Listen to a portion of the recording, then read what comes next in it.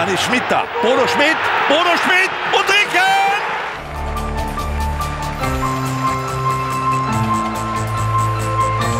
Wer hier bei Borussia Dortmund einen Vertrag unterschreibt, der wird für immer Borussia Dortmund quasi so im Herzen tragen.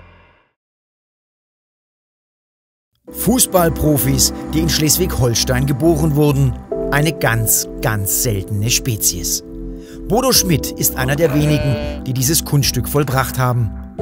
Nach seiner aktiven Karriere ist er wieder in seine Heimat zurückgekehrt. Ich finde, man hat hier eine unglaublich hohe Lebensqualität. Es ist schön hier. Ich bin im Moment sehr zufrieden, so wie es ist hier.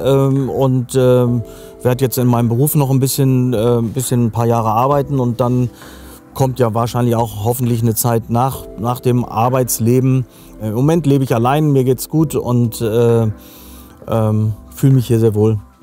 Bodo Schmidt ist mittlerweile 54 und hat in Niebüll im hohen Norden direkt vor den Urlaubsinseln Sylt, Föhr und Amrum seine eigene Physiotherapiepraxis. Er arbeitet viel und gerne. Genauso gerne erinnert er sich auch an seine aktive Fußballzeit. Als U16-Nationalspieler bekommt er ein Angebot vom FC Bayern.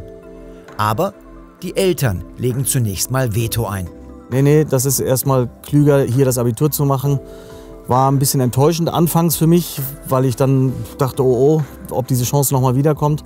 Aber der FC Bayern oder damals der Trainer der Amateure hat mich dann nochmal wieder angerufen, weil er mich zwischendurch mal beobachtet hatte und gesagt hat, dann, wenn ich jetzt noch wollte, könnte ich immer noch. Und dann habe ich nicht mehr lange gefackelt.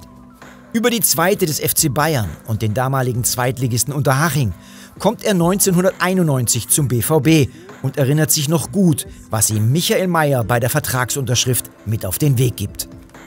Er hat gesagt, wer hier bei Borussia Dortmund einen Vertrag unterschreibt, also der wird für immer Borussia Dortmund quasi so im Herzen tragen. Er meint, das ist wie eine Religion. Das kann man nachher nicht irgendwann wieder so abschütteln. Und da ist wohl was Wahres dran. Das kann ich nicht widerlegen. Das ist wirklich so. Bereits in seinem zweiten Spiel setzt er gleich eine Duftmarke. Und da haben wir Bodo Schmidt, von dem ich gerade sprach. Die 89. Minute. Er schaut mal. Ja, krass. Ja, zweites Bundesligaspiel. Das war eine gute Quote. 2 Spiele, 1 Tor. Hier ins Westfalenstadion.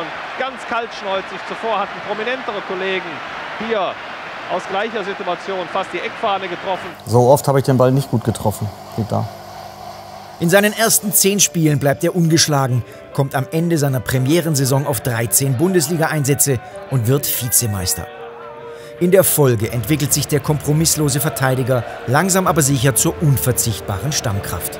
In den beiden UEFA-Cup-Endspielen gegen Juventus Turin steht Bodo Schmidt 90 Minuten auf dem Platz. Längst ist zu spüren, dass in Dortmund etwas entsteht.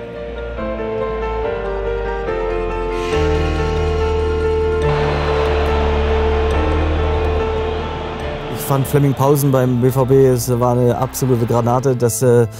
Flemming war einfach, den konnte man gar nicht gern haben, das geht gar nicht. Mit Stefan Chapuisat habe ich sehr gern zusammengespielt. Und er war auch mit mir auf dem Zimmer, er war mein Zimmerkollege.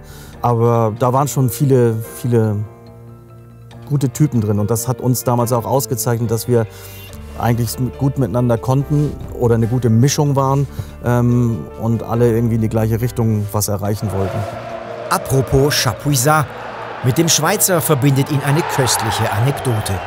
Also wir sind einen Spaziergang haben wir gemacht, das war ein UEFA-Cup-Spiel in Kopenhagen. Es war unglaublicher Schneefall, höllisches Wetter. Es war gar nicht genau klar, ob wir da am nächsten Tag spielen können oder an dem Tag. Und ja, der Ottmar Hitzfeld hat natürlich immer sehr auf seinen Schappi aufgepasst. Und was ihn da geritten hat, gerade mich zu fragen, ob ich ihm vielleicht mal ihm die Jacke geben könnte. Ich habe ihm die aber nicht gegeben, weil auch ich wollte mich nicht erkälten und ich habe auch gespielt an dem Spieltag. Dass er auf Mannschaftsfotos immer hinten rechts steht, geht auf einen Geheimtipp von Gerhard Poschner zurück. Der hat damals zu mir gesagt, und das ist absolut 100% richtig, wenn da so ein Stapel liegt mit Postern, die man unterschreiben soll, Autogramme, liegt ja oft in der Kabine und dann ist es einfach, sagt er, immer nur einen wegnehmen und machen und einen wegnehmen und machen und die anderen mussten immer die ganzen Poster verschieben und machen und das war ein großartiger Tipp und seitdem habe ich das, glaube ich, auch durchgezogen. Beim 1. FC Köln genauso und nachher in Magdeburg und so. Ich war immer oben an der Ecke, dass ich immer nur zur Seite schieben musste und unterschreiben. In der Saison 94/95 hat er großen Anteil an der Sternstunde gegen La Coruña. Dann ist Schmidt da. Bodo Schmidt und Ricken! Ricken, 119. Minute. Das war zum Beispiel auch eins der größten Spiele bei Borussia Dortmund. Das muss man sagen, weil es so unfassbar cool war. Da kriege ich jetzt gerade noch wieder Gänsehaut. Wir haben im Rückspiel zu Hause in der Verlängerung ein Gegentor bekommen und mussten noch 2 Tore schießen. Und das war eigentlich der Todesstoß für uns in dem Moment. Das ging gar nicht. Da war die Stimmung echt am Boden und ich meine, da macht Karl-Heinz Riedle ein Kopfballtor.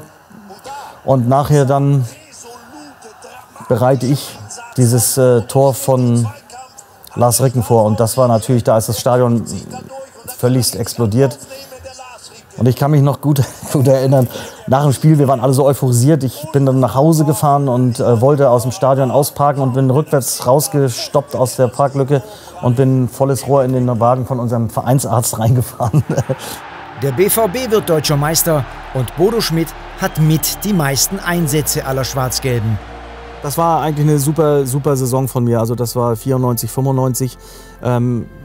Ich war auch zum Glück kein verletzungsanfälliger Spieler und dass wir dann noch am Schluss die Schale hochhalten durften, war natürlich, ja, das war eine Sensation. Also da habe ich Gänsehaut hier. Das ist kaum geschlafen und am nächsten Tag mit diesem LKW oder was das war, sind wir da durch die Stadt gefahren und das sind Bilder, die sind einfach Weltklasse, muss man sagen. Und die Leute waren so euphorisiert und so, das war schon unvergesslich cool. Ja.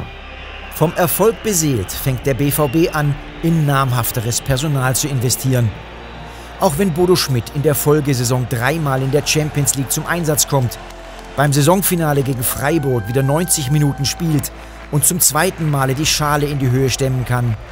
Er spürt, dass er immer weniger Spielzeit bekommen würde und wechselt 1996 zum 1. FC Köln. Vielleicht eine Saison zu früh, wie die Geschichte gezeigt hat. Und ich weiß noch genau, als der Champions League Pokal den Dortmunder Zuschauern präsentiert wurde, da kam, glaube ich, ein Hubschrauber geflogen und der Pokal wurde ins Stadion gelassen. Da stand ich auf dem Rasen im Trikot vom 1. FC Köln, weil wir gerade an diesem Spieltag gegen Borussia Dortmund spielen mussten, muss ich jetzt leider sagen. Und das war natürlich dann schon, wo man denkt, oh, wenn ich noch geblieben wäre, wäre ich jetzt vielleicht auch Champions League-Sieger. Das ist schade. Nach 2 Jahren in Köln lässt er seine Karriere in Magdeburg und Flensburg in der Regional- und Oberliga ausklingen. Ottmar Hitzfeld hat mal zu mir gesagt, das weiß ich noch, spiel so lange wie du kannst Fußball, das ist einfach viel schöner als Trainer zu sein. Trotzdem arbeitet er nach seiner aktiven Karriere noch 15 Jahre lang erfolgreich bei verschiedenen Vereinen in Schleswig-Holstein als Trainer. Mittlerweile hat er den Fußball endgültig ad acta gelegt. Geblieben sind viele tolle Erlebnisse und Erinnerungen. Wenn man bedenkt, auch wo ich jetzt fußballerisch groß geworden bin, Schleswig-Holstein hier und dann auch noch im obersten Norden von Schleswig-Holstein, wo eigentlich auch niemand so richtig rauskommt in den Beruf Fußball. Es ist etwas, worauf ich immer gerne zurückblicke und schon stolz bin drauf, was da rausgekommen ist. Und so genießt Bodo Schmidt sein Dasein im idyllischen Friesland, wo der Puls des Lebens etwas langsamer und unaufgeregter schlägt. Aber eben trotzdem schwarz-gelb.